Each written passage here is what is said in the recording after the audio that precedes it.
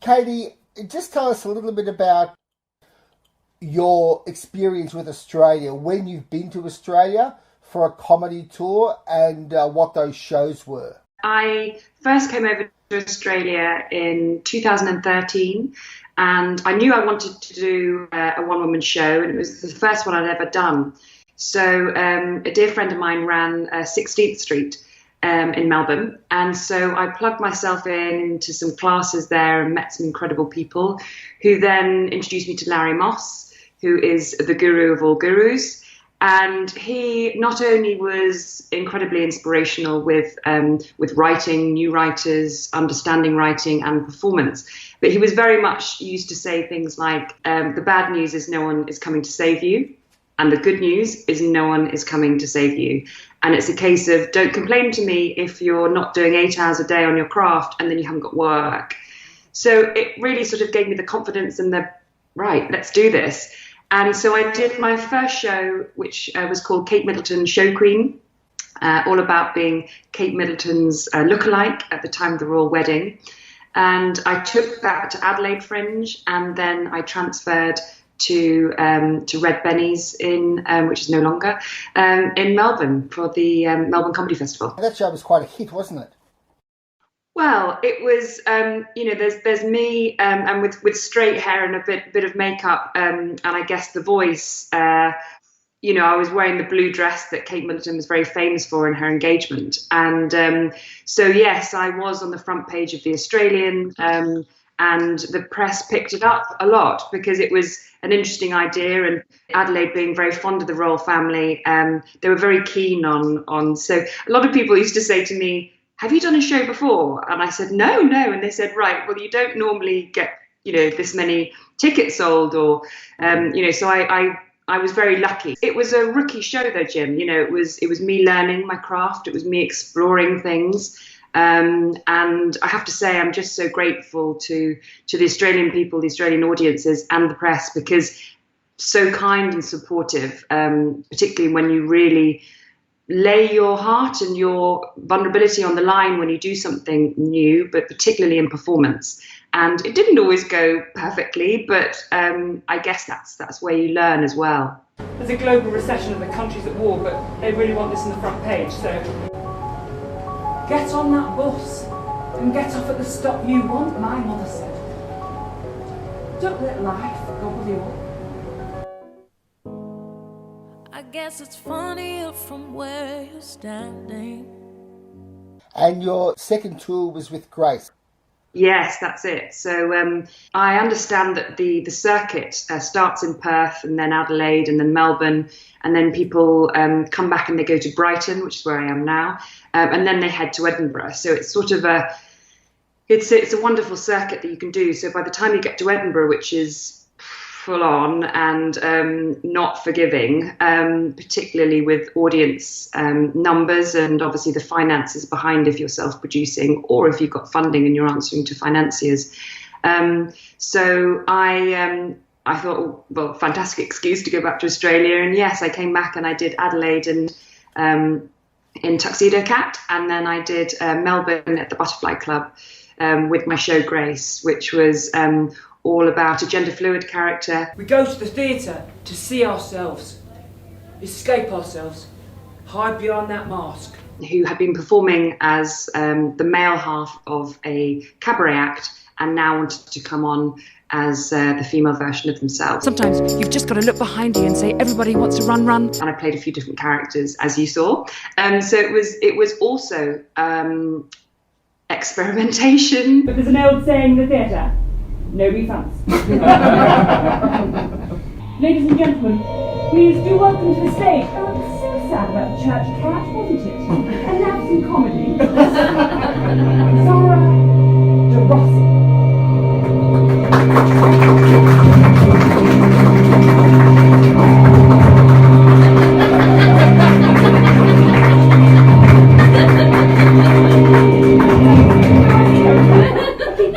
Keep winning. Very good. Very good. Well, most theatres are haunted. And you've heard of the tradition here, have you? No? Let me if you leave the light on the stage, an amateur dramatic performer of yesteryear, Audrey, will come and entertain you. She watches every performance from the back. So I hope no one is of nervous disposition. No, quite right, absolutely.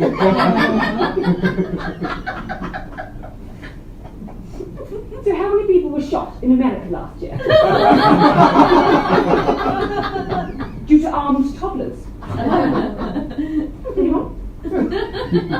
21. So you do the maths. Or as the princess-to-be, Meghan Markle would say, you do the math. Well, it's clearly too fast a world to add an S.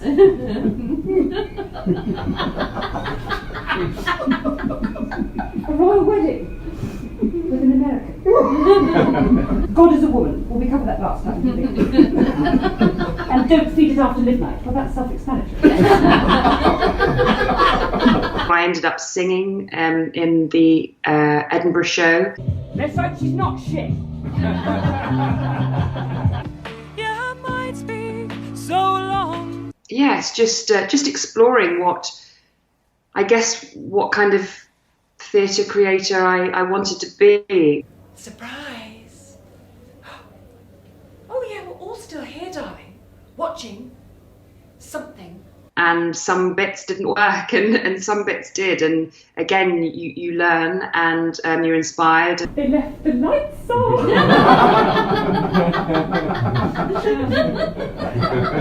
Audrey Sellis in The Language of the Handkerchief, featuring Fan.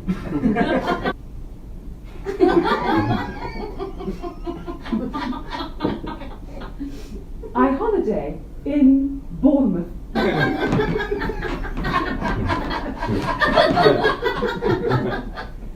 Gemini. I love fisting.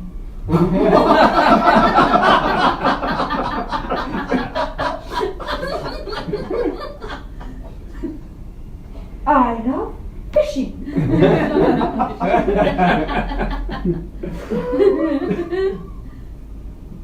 I'm wearing your knickers.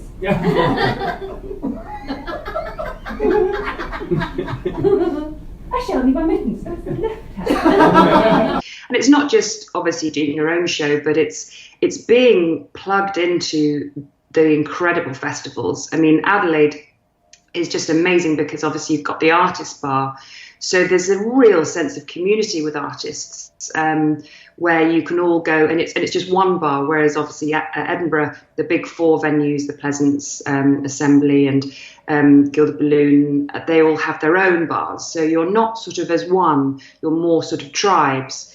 And I love the fact that there's lots of performances. So a lot of performers are obviously working in the evening. They don't get to see shows. They wouldn't want to see something before, or they're flyering, trying to get people to see their show. So it's a lovely opportunity for everyone just to put tools down, but still get a medley, a variety kind of show of what acts are out there, particularly amazing cabaret and comedy and burlesque and circus.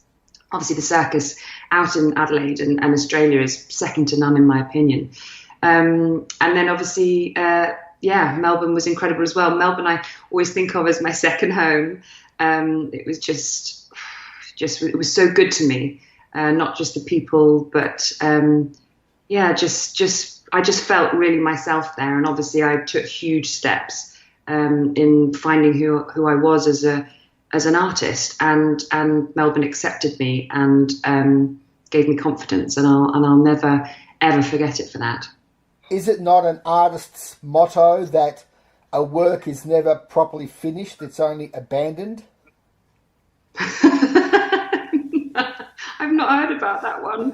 I think there gets a point where Grace, for example, I rewrote it after Edinburgh because it was only when I had some time, and I read this incredible review from a gender fluid reviewer, and I was so interested to see what they thought. And every day I checked, has it come out? Has it come out? No, it didn't. And then I thought, oh no, it never came out. And it came out a month after Edinburgh. And I read it and I just went, I completely agree with everything that you say. And I wrote notes on it and I said, this is what they liked. This is what they didn't like. I completely agree with all of this.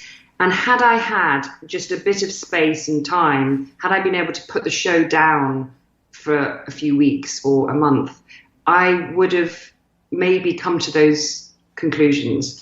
And I thought, right, so there was an amazing competition in Milan for new plays all about LGBTQI discussions and issues. And I thought, I'm going to just have that as a target, and I'm going to rewrite the show.